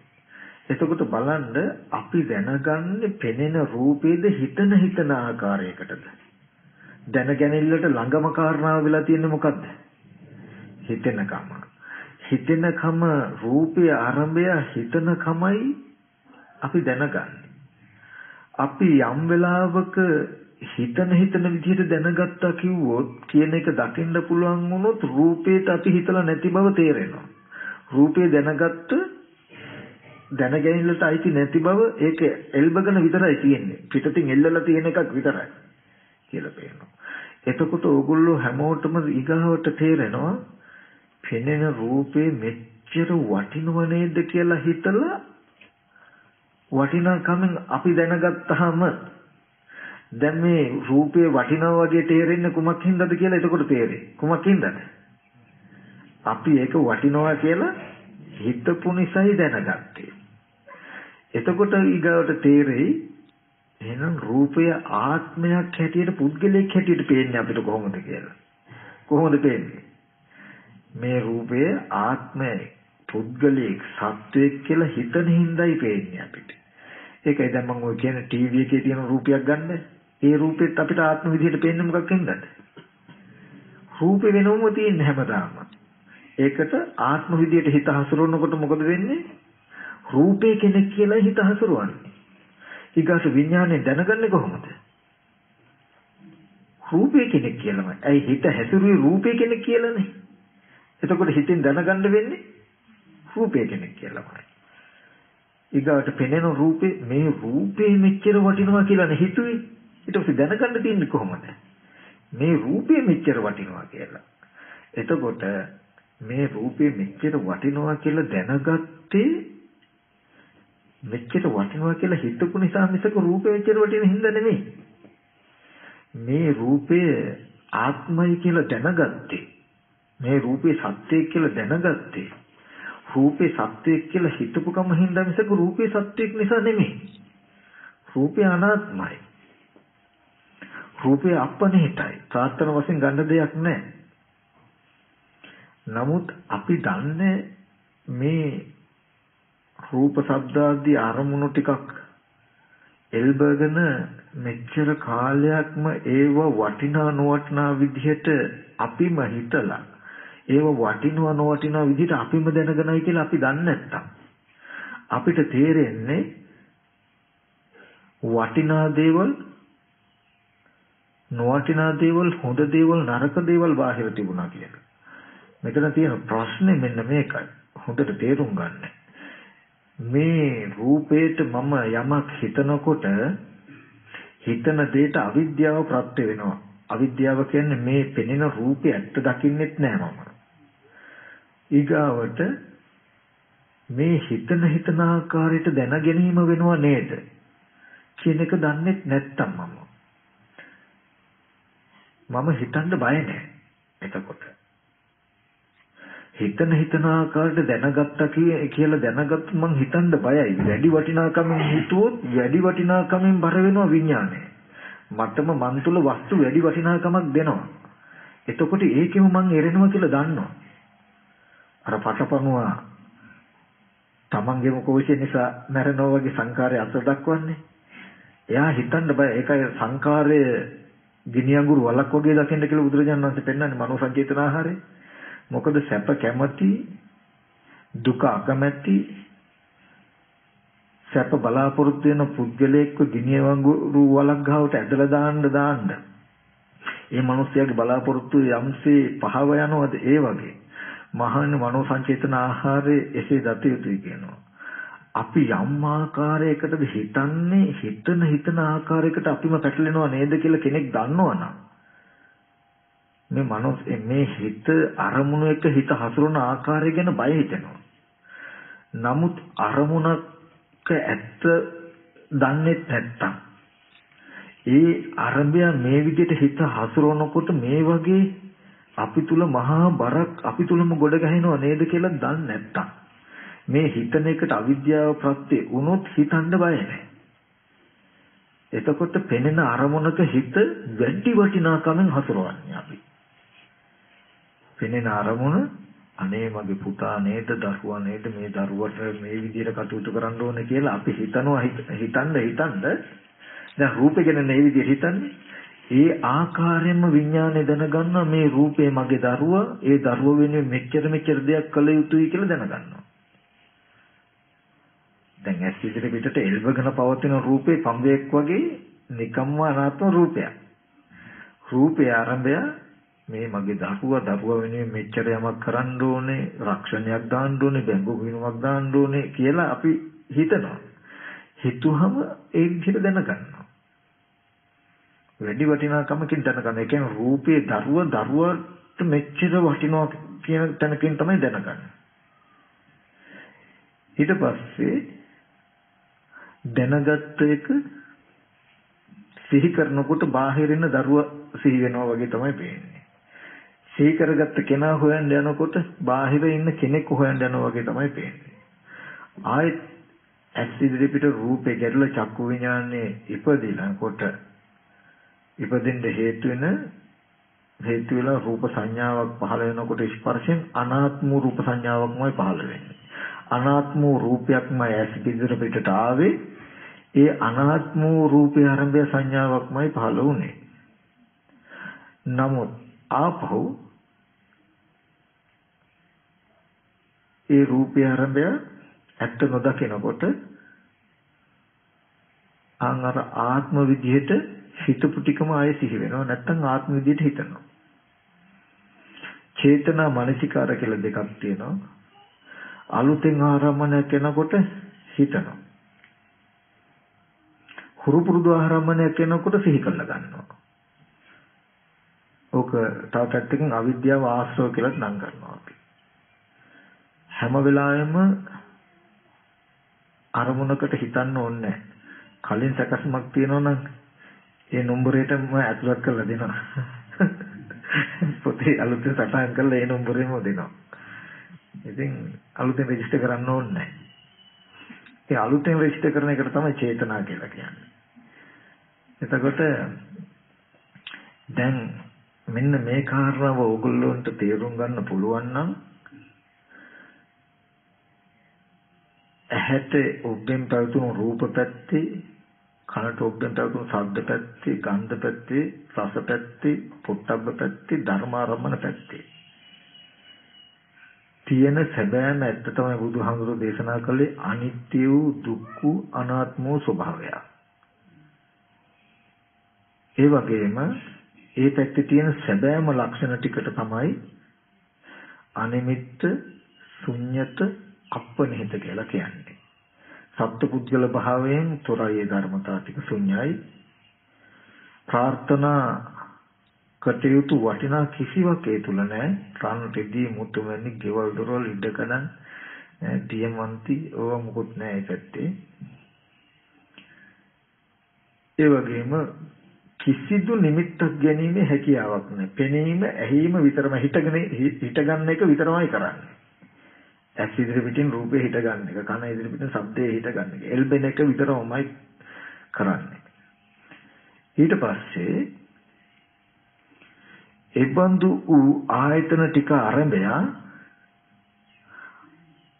ආත්ම විදියට, ඒ රූපය ආත්ම විදියට, ඒ ශබ්දයේ කෙනෙක්ගේ විදියට, ගන්ධය කෙනෙක්ගේ විදියට, ස්පර්ශය කෙනෙක්ගේ විදියට, සිහිවීම කෙනෙක්ගේ විදියට හිතුවොත් දැනගන්නේ රූපය කෙනෙක්ගේ, ශබ්දය කෙනෙක්ගේ, ගන්ධය කෙනෙක්ගේ, රසය කෙනෙක්ගේ, ස්පර්ශය කෙනෙක්ගේ, සිහිවීම කෙනෙක් ගැනයි කියලායි දැනගන්නේ තමන්ගේ සිහියෙන්.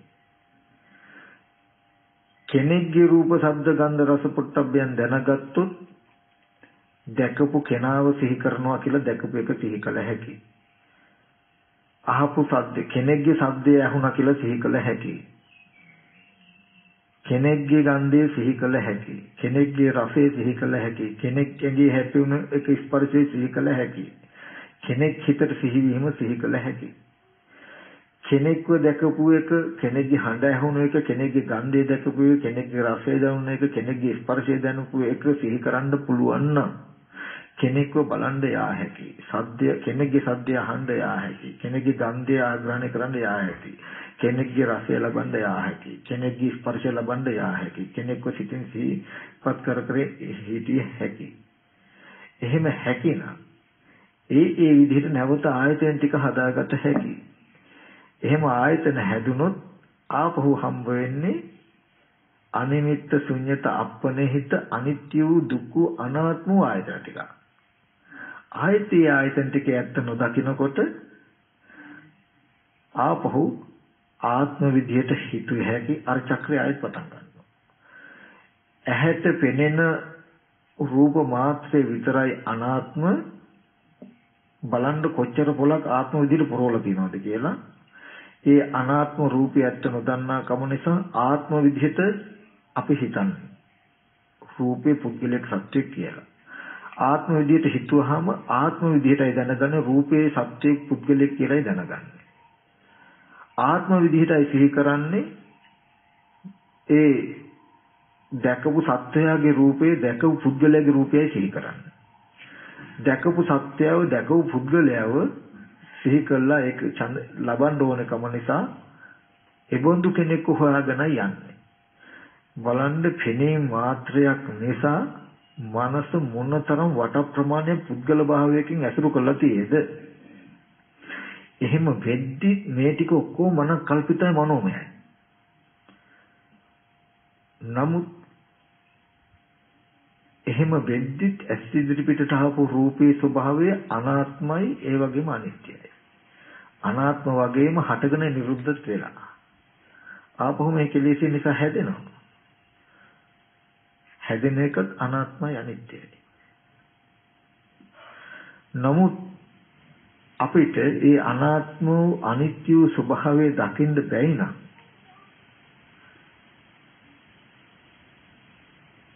අවබෝධ නොවුනොත් අර මනෝමය සිහි කරගන්න පුළුවන් ආත්මෝදී තිබුණු දේ කියලා රැවටිලා තාම තියනවා කියලා හිතාගෙන ඉන්නවා.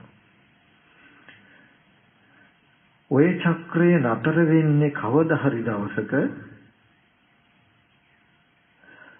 යම් යම් ආකාරයකටද හිතන්නේ ඒ ආකාරයකට දැනගන්නවා නේද කියලා හොඳට ඇඟට දැනෙන්න තේරුණොත් ඔගොල්ලෝ කිසි වෙලාවක හිතන්නේ ඕනෑවට වඩා හිතන එකට බය වෙනවා. ඇයි? අපිම හිතන දෙයටයි අපි එරෙන්නේ කියලා දන්නවා. ඇයි අපි වැඩි වටිනාකමින් ගොඩාක් ආදරේ සෙනෙහස ඇති වෙන විදිහට අපි හිතුවොත් මොකද වෙන්නේ? ඒ ආකාරයටම විඥානය බැඳෙනවා. ඒ ආකාරයට විඥානය බැඳෙනවා. හැබැයි ඔක වොම කිව්වට හරියන්නේ දැන් ඕගලන්ට මේ බණ අහන ටිකදී ඇත්ත වගේ තේරෙයි. නමුත් ගෙදර ගිහිල්ලා යනකොටම අත්තම්මා කියලා මුණුපුරා දුවාගෙන එනකොට හරිද දැන් මෙච්චර කාල ඇසුරු කරලා තියෙන මට්ටමින් කියන්නේ. ඔය කක්ක මතක නැහැ. ආයේ මේ රූපයට හිත හසුරවලා නේද දැනගන්නේ කියන එකක් බලන්න ඉඩ තියෙයිද? ඒ හින්දායි මං කිව්වේ මේ වගේ දර්ශනයක් පෙන්වුවට තිබුණට උතනින් පෙන්වන්න බෑ. ස්කන්ධයන්ගේ උදේවැය පෙන්වුවට සතිපට්ඨාන කියලා එකක් වෙනම තියෙන ඒ නිසායි. ඒ කියන්නේ ඉස්සෙල්ලා රූපයක සාමාන්‍ය මට්ටමක හෝ භෞතික ස්වභාවය ඇත්ත ඇති හැටි පෙන්වුවාම ඒ පැත්තේ කෙනෙක් පුද්ගලෙක් ඉන්නවා කියලා බරකම අඩු කළොත් විතරයි ඔරොත්තු දෙන මට්ටම එන්නේ. ඒ රූපය අනුබය හිතන ආකාරයට නේද දැනගන්නේ කියලා. මේ දැන් බනහන වෙලාවේ වගේ හිතන ආකාරයට දැනගන්නවා කියලා මේ කාරණාව තේරුම් ගන්න මෙච්චර ඉඩක් දෙන්නේ අරමුණක් අපිට එද්දි ජීවිතේ. මෙච්චර අවකාශයක් ලබා දෙන්නේ අපිට තෝරගන්න. අරමුණ එනකොටම දැනගෙන ඉවරයි. එතකොට ඒ කියන්නේ අරමුණ එනකොටම එන අරමුණට හිත හසුරුවලා දැනගෙන ඉවරයි. දැන් අපිට මන කතා කරන හින්දා මෙතන ඉඩක් තියෙනවා මේක බලා ගන්න. නමුත් ලෝකයේ හොඳට තේරුම් ගන්න ඕනේ මේ විදිහට පෙනෙන දෙයට අපේ හිත හසුරුවලා නේද දැනගන්නේ කියන තැනකින් ඉඩ අවකාශ අරගෙන දීලා නැහැ. සැබෑ ජීවිතයේ අරමුණු හම්බෙද්දී කියන එක හොඳට මතක තියෙන්න ඕනේ. සමහරට තරහ ගන්න තියෙන හේතු එනකොට තරහ ගිහිල්ලත් ඉවරයි. ඒ තරම් වේගයි. එතකොට ඒ තරම් මේ දර්ශනය කවදා හරි යන්න ඕනේ. එහෙම වේගයෙන් මට අද හම්බ වෙන අරමුණ තියෙන ඇතුළට මේ ඥාන දර්ශනය මට යන්න ඕනේ. එදාට තමයි මට මේකේ ලෝකේ නොඇලි නොගැටි ඉන්නවා කියන තැන කියන්න පුළුවන්. අරමුණ හම්බ වෙනකොටම නැතුව අරමුණු නැතුව පැත්තකටලා ඉන්නකොට මේ නිදහස තියෙන ඕන තරම් හිතන්න පුළුවන්. නමුත් ප්‍රශ්නේ තියෙන්නේ ලෝකේ ජීවත් වෙන්න යනකොටනේ. එහෙනම් එතනයි දුක එන තැන අපිට දුක නැතුව ඉන්න ඕනේ. ඒ නිසා අපි ඉස්සෙල්ලාම අරමුණ එනකොට ඒ අරමුණ හිත බදාගන්න වේගය අඩු කරන්න වෙනවා අපිට දැන්. මේ ඇත්ත කෙනෙකුට පුරුදු කරන්න හිත වඩ පුරුදු කරන්න පුළුවන් නම් ඒකත් නුවණයි. ඒ කියන්නේ කෙලින්ම අපි හිතන ආකාරයට දැනගන්නව නේද කියලා පෙන්වන්න පුළුවන්. එතකොට Tamanට ඔප්පු කරලා පෙන්වන්නත් වෙනවා. මම ආත්ම විදියට හිතපු නිසායි ආත්ම විදියට දැනගත්තේ කියලා කිව්වට හිත පිළිගන්නේ නැහැ. ඒ වුණාට රූපපත්‍ය ආත්මකයි නැති කෙනෙක් ඉන්නවනේ කියලා තමයි හිත තර්ක කරන්නේ. දැන් මම කිව්වොත් රූපය ආත්ම විදියට හිතලා අපි දැනගන්නේ. නමුත් ඇස් ඉදිරියට ආපු රූපය අනාත්මයි කියලා කිව්වට ඔගොල්ලෝ ඇහුවට නමුත් හිත පිළිගන්නේ ඒක. මොකද්ද හිතට තේරෙන්නේ? නෑ පෙනෙන පැත්තේ කෙනෙක් ඉන්නවමයි කියලා. ඒ වගේ වෙලාවකදී සතිපට්ඨානේ කායගත සතිය තියෙන්නේ ඔප්පු කරලා පෙන්වන්න මොකද්ද? මම හිතන විදිහේ ආත්මීය කෙනෙක් ආත්මීය දෙයක් තියෙනව නෙමෙයි රූපේ තුල තියෙන භෞතික ස්වභාවය අනාත්මම තමයි කියන එක ඔප්පු කරගන්නයි බුදුරජාණන් වහන්සේගේ වචනේ ඔප්පු කරලා පෙන්නගන්නයි මේ ප්‍රතිපදාව තියෙන්නේ.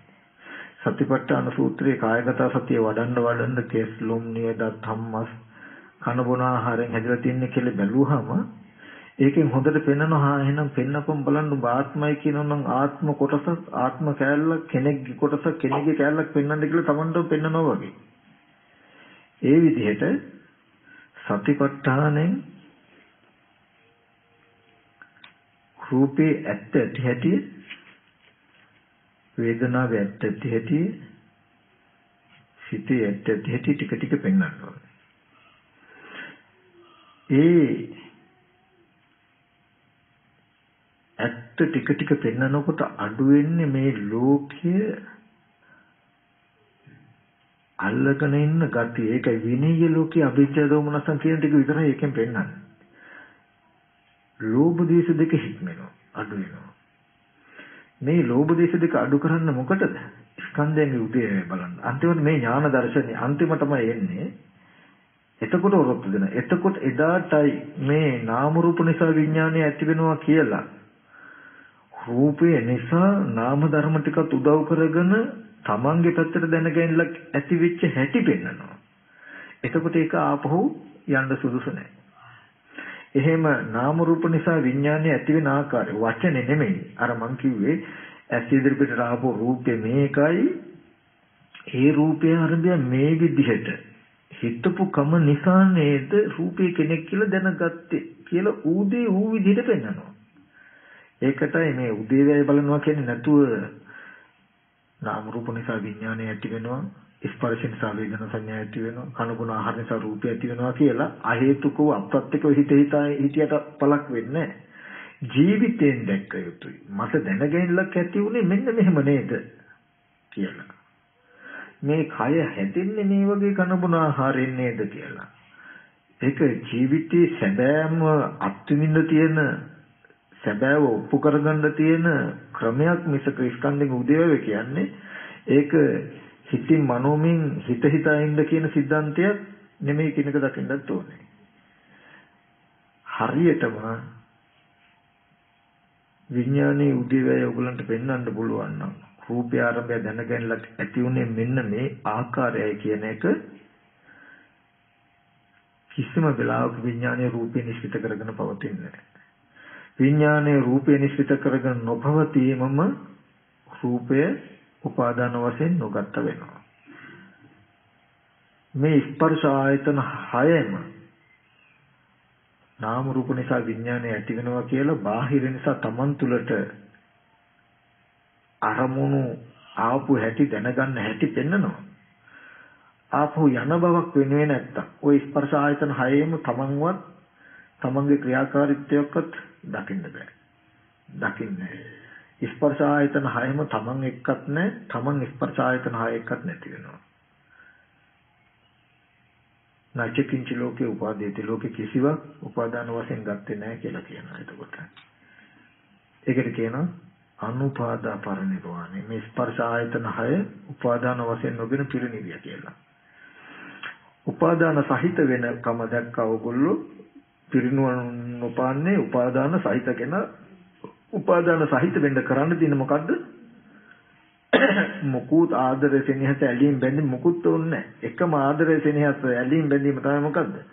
විඥානයේ රූපය ඇසුරු කරනවා, විඥානයේ ශබ්දය ඇසුරු කරනවා, විඥානයේ ගන්ධය ඇසුරු කරනවා, විඥානයේ රසය ඇසුරු කරනවා, විඥානයේ ස්පර්ශය ඇසුරු කිරීම මාත්‍රයකින්ම උපාදාන සහිතයි.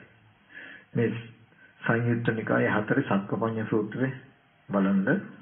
ඒකේ හොඳට තේරෙනවා මම ওই ටික මතක කරුවේ නැත්නම් අපි හිතන්නේ උපාදානය කියලා මේ මම මගේ දරුවා මගේ ගෙදර කියලා මේ දැඩිව ගන්න අදහසින් කියන තැනක ඉන්නේ. නමුත් දැඩිව ගත්තා කියන්නේ මොකද්ද? විඥානේ ඒක අල්ලගෙන ඉන්නවා මිදෙන්නේ නැහැ. තමන් බාහිර ආයතන පැත්තට ධානං ඒ උපාදාන සහිතයි ඒකට තියෙන්නේ. බාහිර නිසා තමන් පැත්තට එනවා ආපහු යන්නේ. උපගමනං උපාදාන නැවත ගමනයක් වෙන එකටයි උපාදානය කියන්නේ. නැවත ගමන් කිරීමක් වෙන්නේ නැත්තම් ඒ කියන්නේ නාම රූප දෙක නිසා විඥානය දැනගැනීමක් ඇති වෙනවා.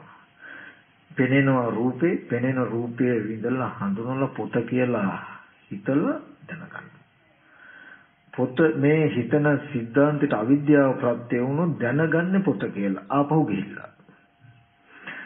විද්‍යාව ප්‍රත්‍ය වුණොත් පෙනෙන රූපෙට මෙහෙම හිතලා දැනගන්නව නේද කියලා දැනගැනීම විතරමයි ඕනේ. දැනගැනිල්ල ඇති වුණොත් දැනගැනිල්ල ඇති වෙච්ච හැටි දැනගන්න එක විතරමයි අවශ්‍යයි. වෙන මොකුත් ඕනේ. පෙනෙන දෙයට මෙහෙම හිතපු කම නිසායි දැනගත්තේ. මේ රූපය කෙනෙක් කියලා දැන් අපි කියමු මෙතුම මේ රූපයට ගත්තාම මට නමක් දන්නේ නැහැ. ඇයි ඒ කෙවුනට මොකද හිතලා නැහැ. බැරි වෙලා අපි අහගන්නවා කියන්නේ නම මොකද්ද කියලා අහගන්නවා කියන්නේ.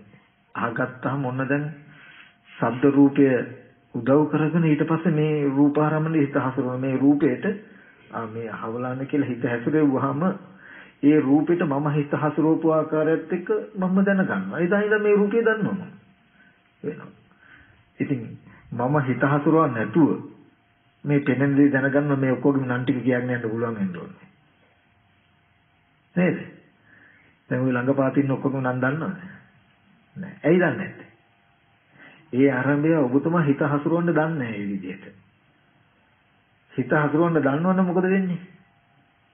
විඥාණයෙන් දන්නවා එතකොට. එතකොට ඒකෙන් කියනවා එහෙනම් කිසිම වෙලාවක අපි ඍජු රූපය දැනගෙන තියෙන්නේ. රූපය ආරම්භය හිත හසුරවලා ඒ නාමයයි ඒ මේ රූපයයි දෙක නිසාම දැනගන්නේ. නමුත් දැනගන්නවා කියන සිද්ධිය ඇති වෙන්නේ මෙහෙමයි කියලා දන්නේ නැති වුණාම කෙලින්ම දැනගැනිලා ඉති රූපෙට වෙනවා.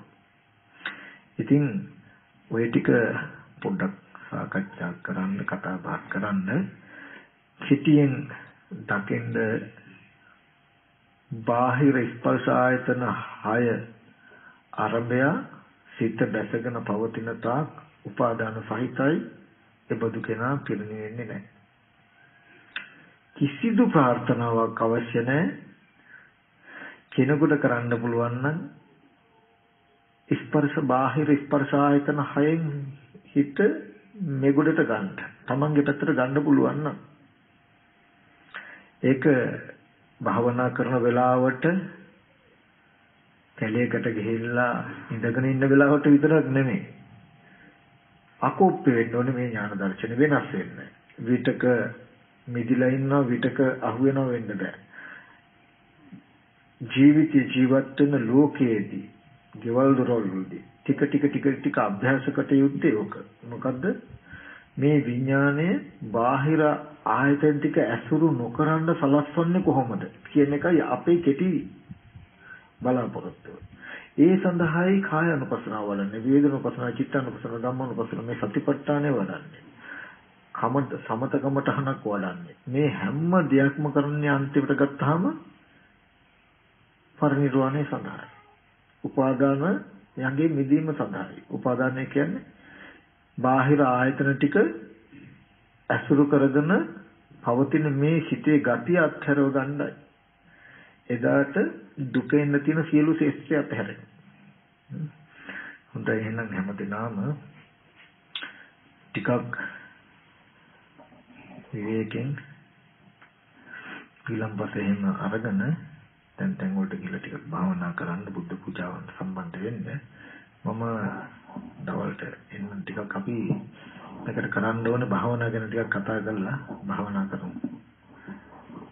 දෙයිද